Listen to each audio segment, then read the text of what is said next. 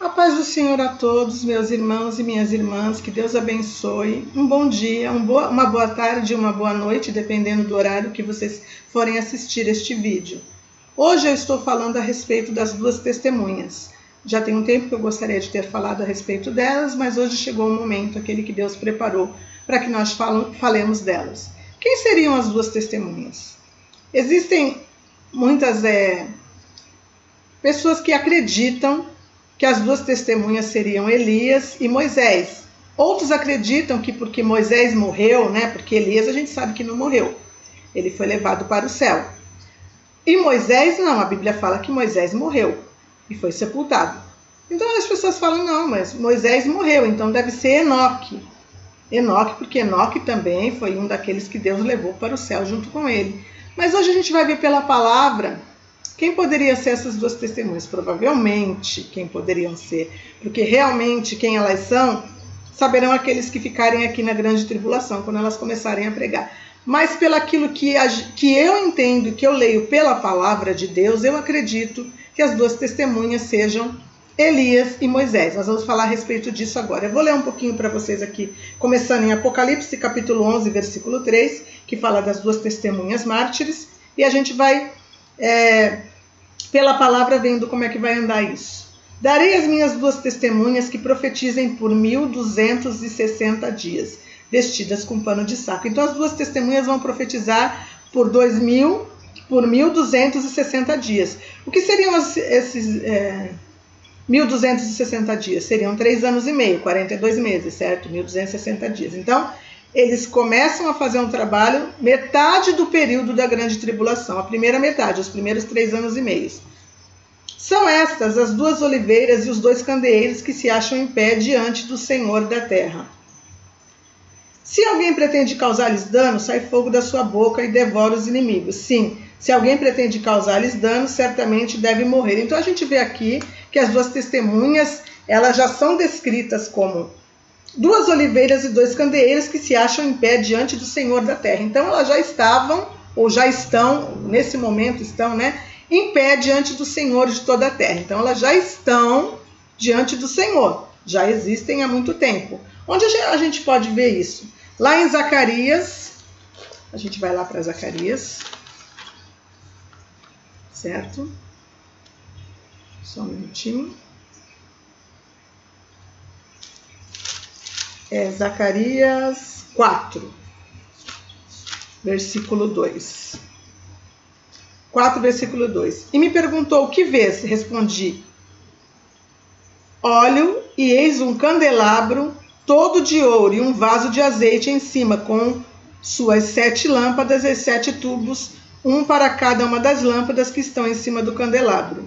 Junto a estes, 2 oliveiras, uma à direita do vaso de azeite e outra à sua esquerda. Então aqui está falando a respeito das 2 oliveiras e dos 2 candeeiros, certo? A gente vai agora para o versículo, acho que é 11 até o 14. Prossegui e lhe perguntei, quem são as 2 oliveiras? À direita e à esquerda do candelabro. Tornando a falar, lhe perguntei, quem são aqueles 2 raminhos de oliveira que estão juntos aos 2 tubos de ouro que vertem de si azeite dourado?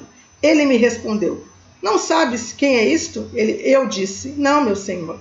Então ele me disse, são os 2 ungidos que assistem junto ao Senhor de toda a terra. Então, em Zacarias já tem uma visão, E a visão que ele tem do candeeiro ou candelabro é a mesma coisa, de ouro entre 2 oliveiras, já são a representação das 2 testemunhas. Então a gente vê que elas já estão diante do Senhor, elas já representam aqueles 2 que assistem diante do Senhor, pessoas que Deus separou, especiais para uma obra, que assistem diante do Senhor de toda a terra. Mas quem poderiam ser esses 2? Vamos ver como que foi que aconteceu com Elias e o que aconteceu com Moisés, para a gente entender o que aconteceu com eles. Um foi levado aos céus e o outro morreu, certo? Mas a gente vai ler direitinho para a gente entender. A gente vai para 2 Reis, capítulo 2 agora. 2 Reis, capítulo 2, versículo 1. estava o Senhor para tomar Elias ao céu por um redemoinho, Elias partiu de Gilgal em companhia de Eliseu. Então aqui é muito interessante, porque eu já ouvi isso em vários lugares. Tem muita gente que diz que Elias foi levado ao céu num carro de fogo. Não. Elias foi levado ao céu num redemoinho e não num carro de fogo. Mas a gente vai ler isso para a gente entender melhor. A gente vai agora, continua em 2 Reis, capítulo 2, a gente vai para o versículo 9, para continuar. Versículo 9, havendo eles passado, Elias disse a Eliseu, pede-me o que queres que eu te faça, antes que seja tomado de ti. E disse Eliseu, peço-te que me toque por herança a porção dobrada do teu espírito. Tornou-lhe Elias, dura coisa me pedistes, todavia, se me vires quando for tomado de ti, assim se te fará. Porém, se não me vires, não se fará. Indo eles andando e falando, eis que um carro de fogo com cavalos de fogo os separou um do outro. Então, o que o carro de fogo com cavalos de fogo fez? Separou. Elias e Eliseu iam caminhando junto, o carro entrou no meio dos dois e separou os dois. Então, ele não foi levado num carro de fogo. Vamos continuar. O carro separou os dois. Certo? Vamos ver aqui. Versículo 11.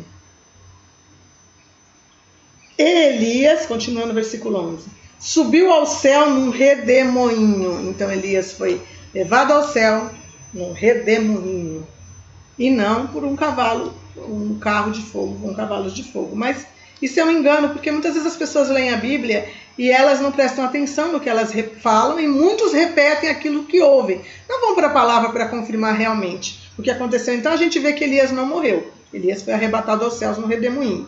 Então, sim, ele poderia ser uma das duas testemunhas, sim. A gente vai continuar lendo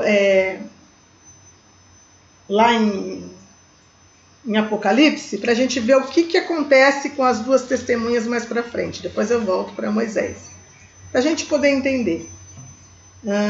Eu parei no versículo 4, vamos para o 5. Não, parei no 5 já. Vamos para o 6. Elas têm autoridade para fechar o céu para que não chova durante os dias em que profetizarem. Elas vão fechar os céus para que não chovam durante os dias que não profetizarem.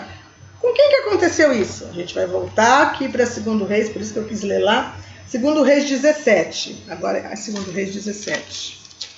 Com quem que aconteceu isso? 17:1. Presta atenção.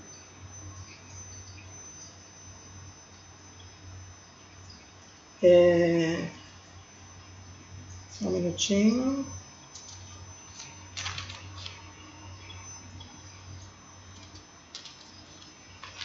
Não é 17:1, gente. Só um minutinho que eu anotei errado e eu vou ter que olhar direito. Só um minuto. Eu sei que é 2 Reis. Realmente, né? 2 Reis.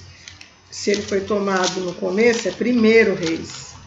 Não é 2, por isso que eu estou indo para o lado errado. É 1 Reis 17. Desculpa, gente, eu me enganei aqui. Mas vamos lá. 1 Reis, capítulo 17. E não 2. 17.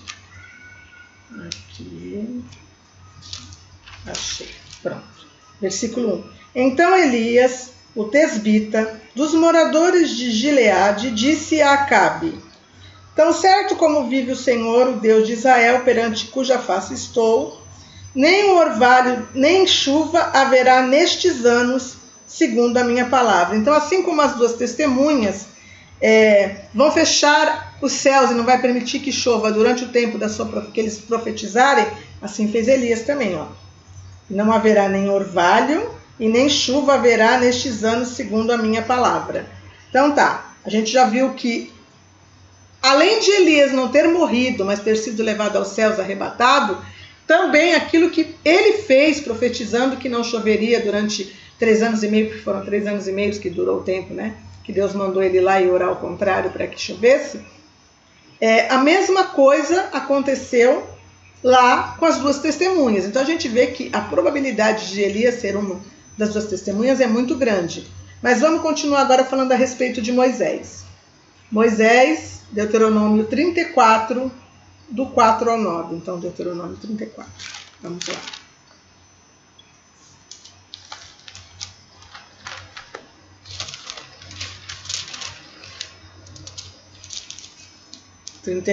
Do 4 ao 9.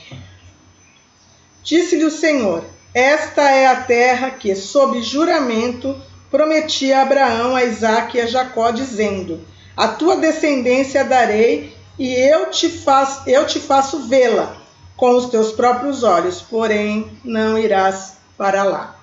Assim morreu ali Moisés, servo do Senhor, na terra de Moabe, segundo a palavra do Senhor. Então Moisés ficou na beiradinha da terra prometida, no alto do monte, né, na terra de Moabe, e ele avistou a terra prometida, porque Deus prometeu para ele que ele avistaria a terra prometida. Mas ele não entrou nela, né? Porque Deus disse para ele, por algumas coisas que aconteceram no caminho que ele fez, que Deus não gostou, que eu não vou entrar nesse detalhe agora, ele não viu. Então, ele morreu na terra de Moabe, segundo a palavra do Senhor. E este o sepultou num vale. Quem o sepultou, gente? O Senhor. Não é interessante que o Senhor, o próprio Deus, tenha sepultado a Moisés? Vamos prestar atenção, ó. Vamos lá. Assim morreu ali Moisés, servo do Senhor, na terra de Moabe, segundo a palavra do Senhor. Este o sepultou num vale, na terra de Moabe, defronte de Bet-peor. E ninguém sabe até hoje o lugar da sua sepultura. Ele foi sepultado pelo próprio Deus e ninguém sabe o lugar da sua sepultura. Certo? Tinha Moisés a idade de 120 anos quando morreu. Não se lhe escureceram nem os olhos e nem se lhe abateu o vigor. Então Moisés, ele morreu e foi enterrado pelo próprio Deus.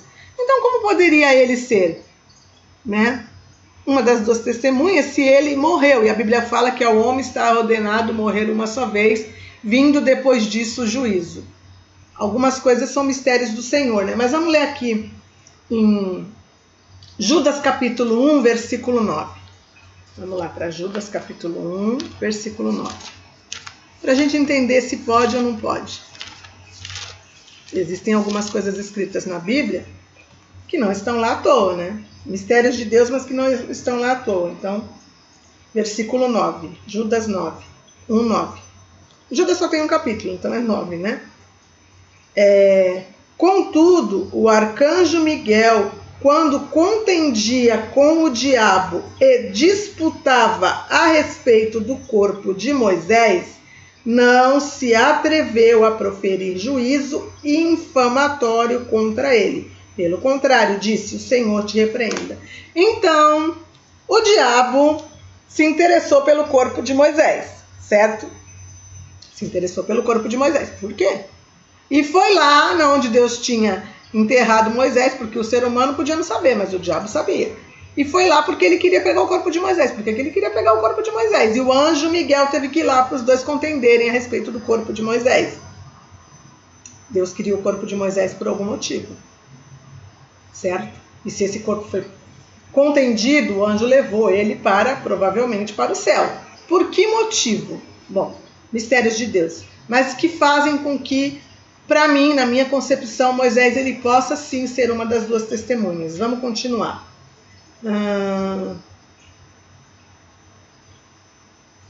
O juiz e as testemunhas. Vamos para Malaquias. Primeiro vamos ler a continuidade de Apocalipse, dizendo o que mais que as duas testemunhas fazem. Versículo 6. Elas têm autoridade para fechar o céu, né? Para que não chova durante os dias em que profetizarem, e têm autoridade também sobre as águas para convertê-las em sangue, bem como para ferir a terra com toda sorte de flagelos, tantas vezes quantas quiserem. Gente, quem foi que fez com que a água do Egito virasse sangue? E fez com que a terra do Egito fosse ferida por diversos flagelos, que não foram citados aqui, mas que são diversos flagelos que nós sabemos, né? Teve as rãs, teve a saraiva de fogo, teve as moscas, teve os piolhos e assim sucessivamente. Mas aqui cita as águas se convertendo em sangue. Quem fez isso? Vamos lá para Êxodo capítulo 7. Êxodo capítulo 7.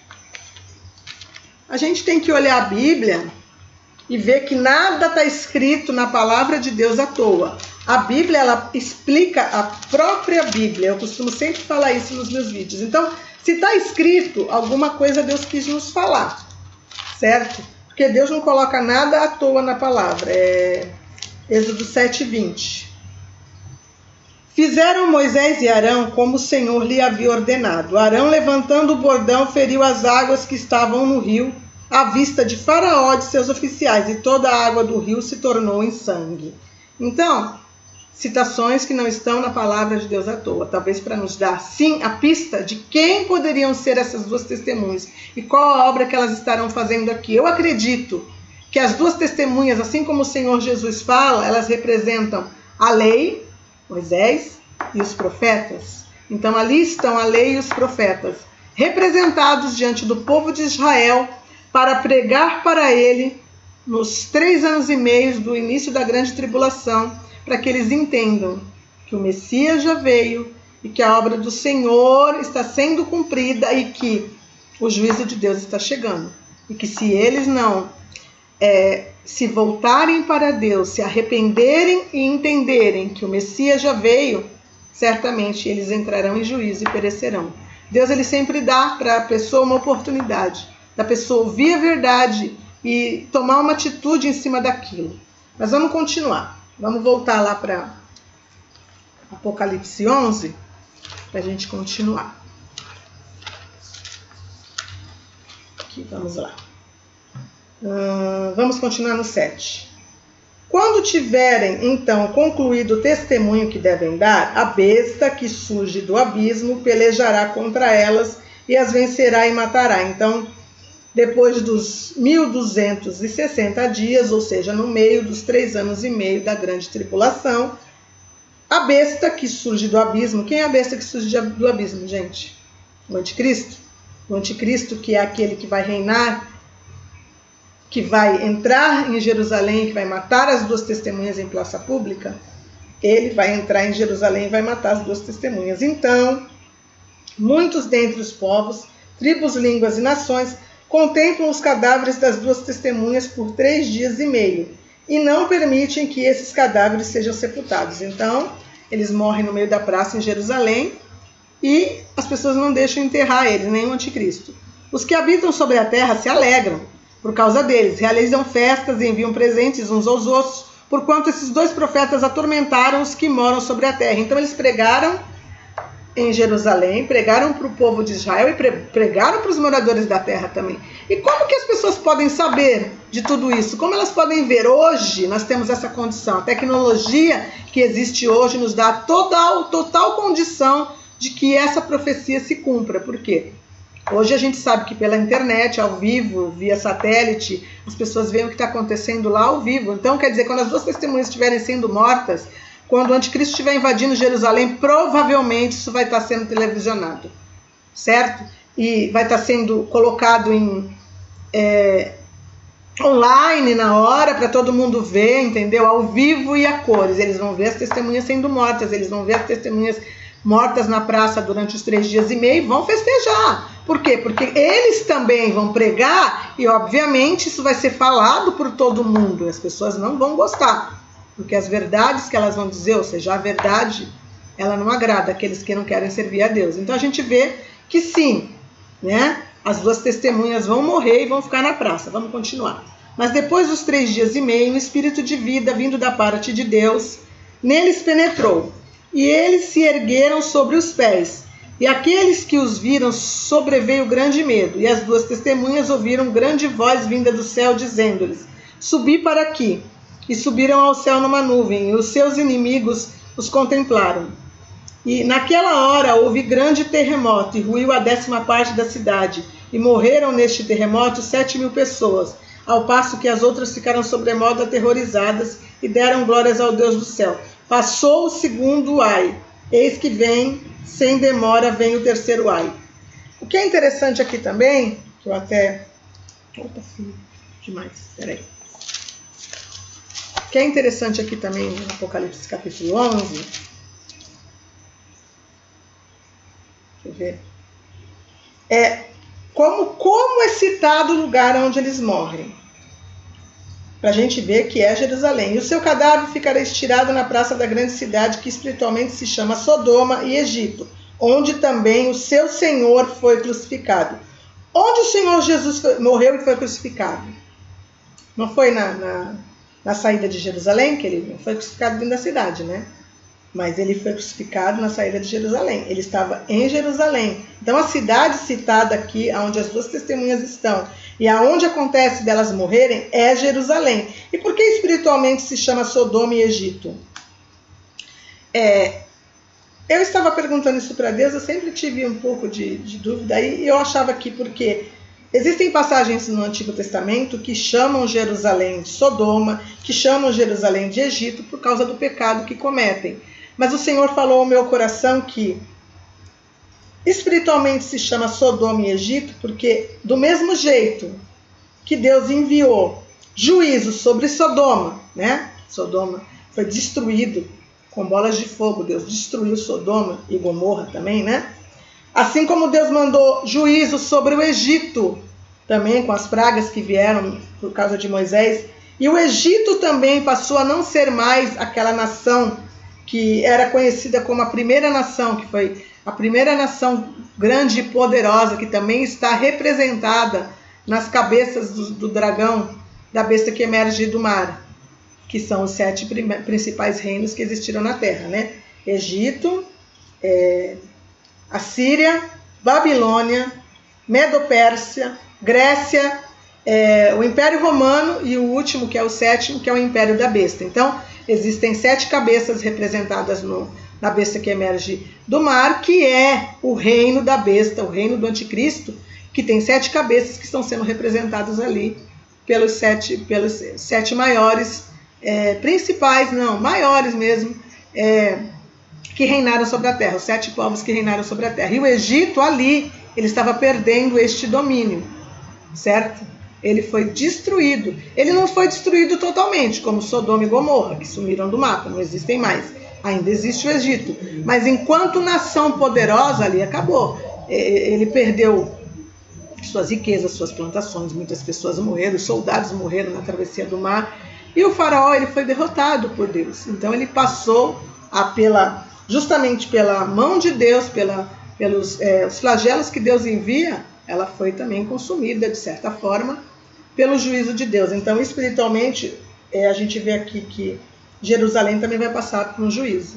Eu falo disso tudo nos outros vídeos que eu fiz, gente. Eu fiz várias lives, eu já falei sobre tudo isso. Eu tanto falei a respeito da besta que emerge da terra, que é a minha primeira live do canal, que eu explico exatamente a respeito de como que ela é formada ou fundamentada, e eu também já falei a respeito dessa maldição sobre eles aqui, sobre representar Sodoma e Egito, certo? Eu já falei sobre isso nas minhas lives. Se vocês quiserem ir no meu canal e assistirem as minhas lives, eu falo a respeito dos últimos dias, de Apocalipse, da grande tribulação, da última guerra. Tem assunto ali para todas as pessoas que têm interesse de aprender Apocalipse da forma que muitos até não vão entender. Eu falo muitas coisas que até são meio polêmicas, porque algumas pessoas entendem de uma forma e o Espírito Santo foi me levando pela palavra a entender de outra.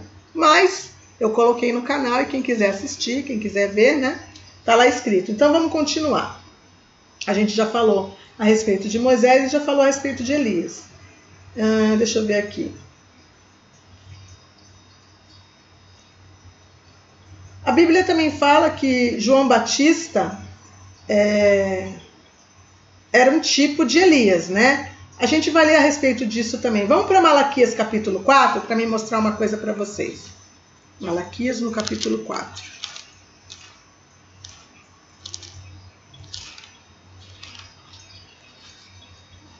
Malaquias capítulo 4. Vamos ver se eu não tenho separei os versículos. Deixa eu ver. Do 1 ao 6. Então vamos lá. Pois eis que vem o dia e arde como fornalha. Eis que vem o dia e arde como fornalha. Qual dia vai arder como fornalha, gente? Vai arder como fornalha? O dia do juízo de Deus, né?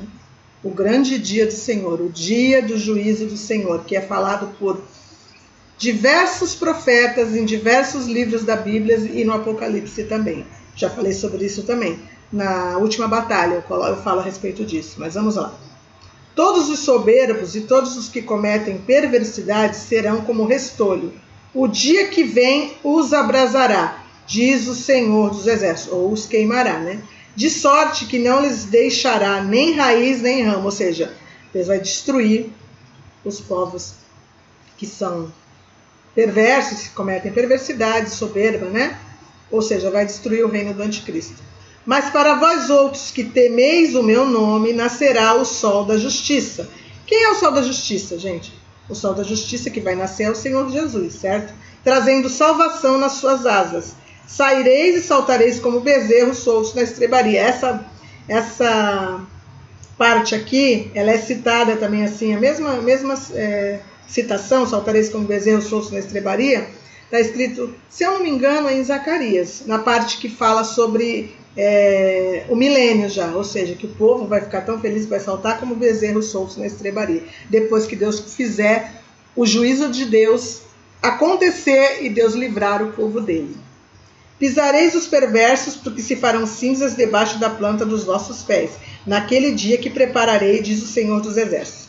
Aí eu presto atenção aqui, ó. Lembrai-vos da lei de Moisés, a lei e os profetas, meu servo, o qual lhe prescrevi em Horebe, para todo o Israel, a saber, estatutos e juízos.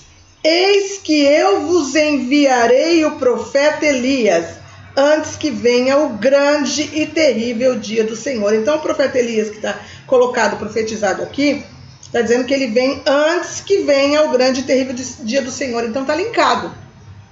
O grande e terrível dia do Senhor, quando a gente vai estudar a palavra, a gente vê que começa nos últimos 3 anos e meio da grande tribulação, certo? Quando Deus envia o juízo sobre o reino da besta, sobre o anticristo e sobre todos os perversos que estão com ele, né? Já falei sobre isso em vários vídeos. E o dia do Senhor está linkado aqui, ó. Eis que enviarei o profeta Elias antes que venha o grande e terrível dia do Senhor.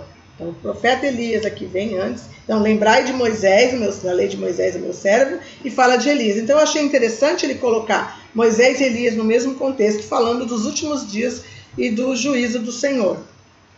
Ele converterá o coração dos pais aos filhos e o coração dos filhos a seus pais, para que eu não venha e fira a terra com maldição. Então, aqui existe um contexto duplo. Por quê? Porque a gente sabe que João Batista também foi considerado um Elias. E o próprio Senhor Jesus falou a respeito disso. Vamos ver aqui em Mateus capítulo 11. Mateus 11.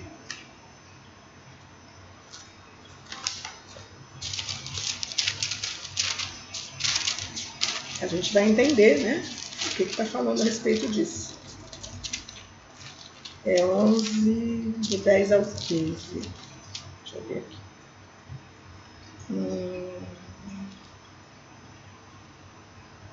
Este é de quem está escrito: eis aí eu envio diante da tua face o meu mensageiro, o qual preparará o teu caminho diante de ti. Em verdade vos digo, entre os nascidos de mulher, ninguém apareceu maior do que João Batista, mas o menor no reino dos céus é maior do que ele. Desde os dias de João Batista até agora, o reino dos céus é tomado por esforço, e os que se esforçam se apoderam dele, porque todos os profetas e a lei profetizaram até João. Mais um versículo aqui que dá uma, digamos assim, uma pista das coisas, como que vai se encaixando na palavra, porque todos os profetas e a lei profetizaram até João.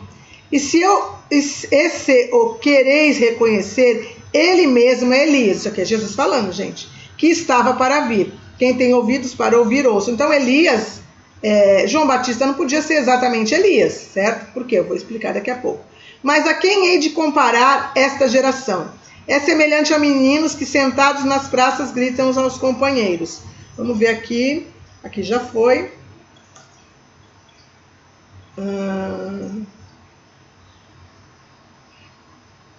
Deixa eu poder falar para vocês.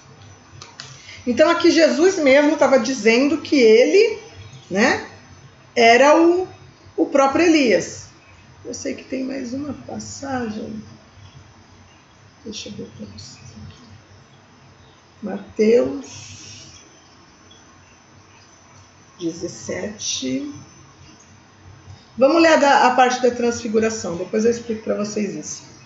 Que também fala de Mateus 17. Vamos lá.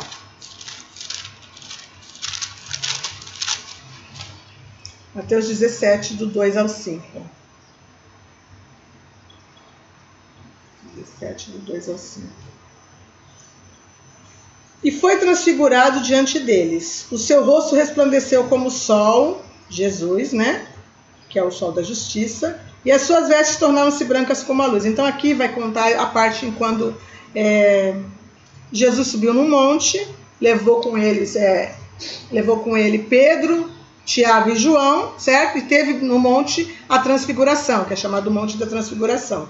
E eis que lhes apareceram Moisés e Elias falando com ele. Então, na transfiguração, quem aparece também, gente? Moisés e Elias falando com ele. Então disse Pedro a Jesus: Senhor, bom é estarmos aqui. Se queres, farei aqui 3 tendas. Uma será tua, outra será para Moisés e outra para Elias. Falava ele ainda quando uma nuvem luminosa os envolveu, e eis que vindo da nuvem uma voz que dizia: Este é o meu filho amado, em quem eu me comprazo. A ele ouvi. Ouvindo, os discípulos caíram de bruços tomados de grande medo. Então a gente vê que, por que no Monte da Transfiguração, quando o Senhor Jesus aparece transfigurado, ali é como se abrisse um vácuo no tempo, aparecem Moisés e Elias com seus corpos também transfigurados. Isso não está ali à toa. Para mim não está. Porque todas as citações elas colocam Moisés e Elias juntos. Entendeu? Vamos continuar. Aí aqui, tá aqui, ó, no versículo 9 de Mateus 17, que continua, a vinda de Elias. Eu li o versículo 1 até o 6, agora eu vou ler o 9 para vocês. E descendo eles do monte, ordenou-lhes Jesus: A ninguém conteis a visão até que o Filho do Homem ressuscite dentre os mortos. Mas os discípulos o interrogaram: Por que dizem, pois, os escribas ser necessário que Elias venha primeiro? Presta atenção. Então Jesus respondeu: De fato, Elias virá e restaurará todas as coisas. Então primeiro ele diz: de fato, Elias virá e restaurará todas as coisas. E logo em seguida ele faz uma outra colocação. Então a gente vê que a palavra de Deus, às vezes, ela se divide em 2 parâmetros. Ela se divide em 2 parâmetros. Aqui. Então Jesus respondeu... já li essa parte. De fato, Elias virá e restaurará todas as coisas. Então, vamos lá. 12. Eu, porém, vos declaro que Elias já veio e não o reconheceram. Antes fizeram com ele tudo quanto quiseram. Assim também o Filho do Homem há de padecer nas mãos deles. Então os discípulos entenderam que lhes falava a respeito de João Batista. Então, para que Jesus pudesse falar a respeito do que João Batista, do que vai acontecer com ele, que ele vai padecer também na mão dos homens, ele primeiro falou de João Batista, que também eles não ouviram, que era um tipo de Elias, certo? E que assim também eles não ouviram o João Batista e nem ouviram a Jesus. Os discípulos entenderam imediatamente, porque assim também o Filho do Homem há de padecer nas mãos deles. Então, ele primeiro disse que sim, Elias terá que vir, e depois ele disse que Elias já veio. Mas Elias não poderia ter vindo. Por quê? Porque Elias já nasceu, e Elias não morreu, Elias foi levado aos céus. Então Elias não poderia vir e nascer de novo, certo? Na barriga da mãe de João Batista, né? Ele é filho de Zacarias e de Isabel. Ele tem pai e mãe, então isso seria o quê? Uma reencarnação. Ele teria que virar espírito novamente, entrar no corpo de alguém e nascer de novo. Isso é antibíblico. Então, Jesus de forma nenhuma estava falando que exatamente ele era Elias renascido. Ele usou 2 termos aqui. Então Jesus respondeu: de fato, Elias virá e restaurará todas as coisas. Primeiro. Eu, porém, vos declaro que Elias já veio e não o reconheceram. Antes fizeram com ele tudo quanto quiseram. Por quê? Porque Elias, ele veio Elias. João Batista veio na mesma fé de Elias. Ele pregava no deserto, ele usava a roupa parecida, a pele de animal, assim como Elias também usava. Então, o espírito, no tipo de Elias, ele veio no mesmo espírito de Elias. Por que não poderia ser Elias de verdade, gente? Porque olha só o que está escrito em Hebreus 9, 27. Não tem como. A reencarnação a gente sabe que é antibíblica. Ele nasceu de novo, ele não simplesmente apareceu adulto. Se ele aparecesse adulto, a gente podia dizer assim, é Elias mesmo, né? Mas ele não, ele nasceu de um pai e de uma mãe, cresceu, e isso seria chamado, para aqueles que acreditam nisso, de reencarnação. Mas não tem como, né? Hebreus 9, 27. Vamos ver aqui. O que está escrito? E assim como aos homens está ordenado morrerem uma só vez, vindo depois disso o juízo, assim também Cristo, tendo se oferecido uma vez para sempre, para tirar os pecados de muitos, aparecerá a segunda vez sem pecado aos que aguardam para a sua salvação. Jesus não veio para nascer de novo, Jesus vai voltar já resolvido, já como o leão da tribo de Judá, certo? Ele não vai vir mais como cordeiro, ele não vai nascer de novo de Maria. Mas por que Elias ia nascer dentro de Zacarias, aliás, dentro de Isabel, filho de Zacarias e Isabel? Isso seria antibíblico, porque isso seria uma reencarnação, certo? E ao homem está ordenado morrer uma só vez. Então, a gente vê que provavelmente o Senhor Jesus dividiu ali os dois contextos para dizer que, assim como o João Batista veio no espírito de Elias, ou seja, veio profetizar para o povo acordar e o povo não ouviu, foi lá e arrancou a cabeça dele, assim fariam com Jesus também, que é o Messias de Israel, e eles também não reconheceram, certo? Mas o Elias, ele disse aqui que ele, sim, ele vai vir, ele mesmo assume isso, ele fala, sim, ele vai vir. E aí a gente pensa, opa, tem mais um mistério aí, que dá para a gente entender que as duas testemunhas provavelmente sim podem ser Elias e Moisés. Agora, por que eu acho que Enoque não é uma das duas testemunhas?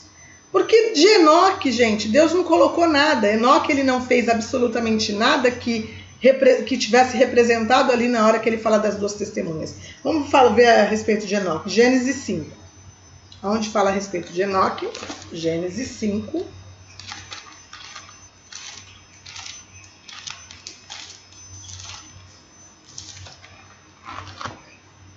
Nossa, estou suando demais, gente. Está muito quente aqui. Gênesis 5. Hoje esquentou. Muito.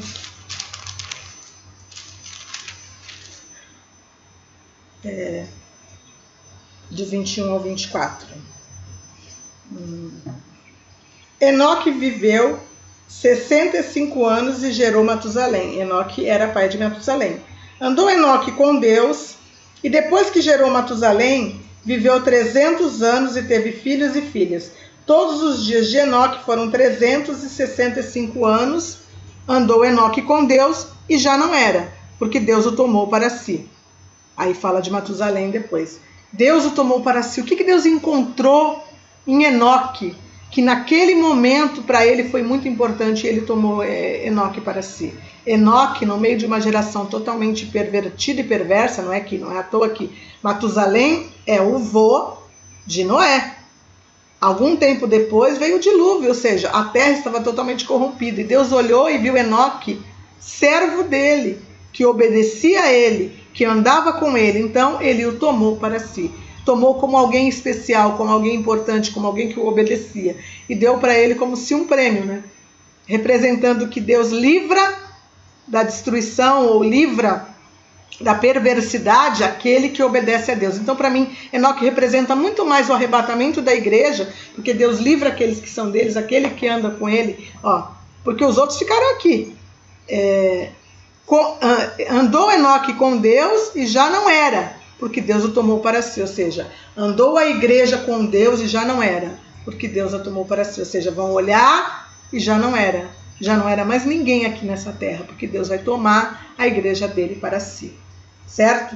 Bom, acho que deu para vocês mais ou menos entenderem o que, na minha visão, eu estou aqui batendo o martelo dizendo que as duas testemunhas são sim Moisés e Elias. Não, eu não posso fazer isso, gente. Mas que, biblicamente falando, a Bíblia nos leva a uma compreensão de que eles são citados em muitos lugares, como eu li para vocês aqui, como algo que vão fazer ou fizeram de forma importante, que talvez vão fazer de novo, porque a mesma obra que eles fizeram na época em que estavam vivos, em que estavam na terra, em que estavam fazendo as suas obras particulares aqui, as duas testemunhas também irão fazer, certo? Então, para mim, na minha visão, acredito que vocês entenderam o contexto do que eu quis explicar, as duas testemunhas provavelmente elas serão Moisés e Elias. E para mim, o tempo das duas testemunhas virem à terra e fazerem a obra gloriosa, como está nessa imagem que eu coloquei aí na tela, eles estão soltando fogo, olha lá, como está escrito aqui. Eu gosto de ler porque me encanta, sabe, gente, essas passagens me encantam. Eu amo escatologia, eu amo o livro de Apocalipse, eu amo as profecias, eu amo os livros dos profetas. Então, para mim, assim, me encanta. Quer ver? Se alguém Apocalipse 11:5. Se alguém pretende causar-lhes dano, sai fogo da sua boca e devora os inimigos. Sim, se alguém pretende causar-lhes dano, certamente morrerá. Então, olha essa imagem, gente. O fogo saindo deles, das suas bocas. Olha lá. Eles estão cuspindo fogo, saindo fogo da boca deles, na imagem, né? E eles destroem os inimigos. Eles destroem aqueles que querem fazer-lhe mal. Então, 3 anos e meio ninguém toca neles. Por que será que o anticristo vai matá-los? Porque Deus vai permitir. Porque depois que eles terminarem a obra deles de 42 meses, ou de 1260 dias, ou de 3 anos e meio, vai chegar um momento que eles têm que morrer. Porque quem tocaria neles? Com o poder e a autoridade que eles vão vir à terra para pregar? Aqueles que lhe tentam fazer mal certamente têm que morrer. Então, certamente morrerão muitos daqueles que tentarem lhe fazer mal. E eles, com a palavra que sair da boca deles, pregando a verdade do Senhor, pregando o evangelho do reino, para o povo de Israel, e a verdade do Senhor Deus verdadeiro, e que o Senhor Jesus era o Messias, e que já veio, e que certamente o juízo virá, eles vão atormentar a cabeça do povo de Israel, daqueles que não aceitarem, e vão atormentar a cabeça do povo no geral. Certo? É isso que eu queria falar para vocês. Que Deus abençoe vocês. Até a próxima, certo? Que o Senhor Jesus lhes honre a cada dia mais. Em nome do Senhor Jesus. Amém.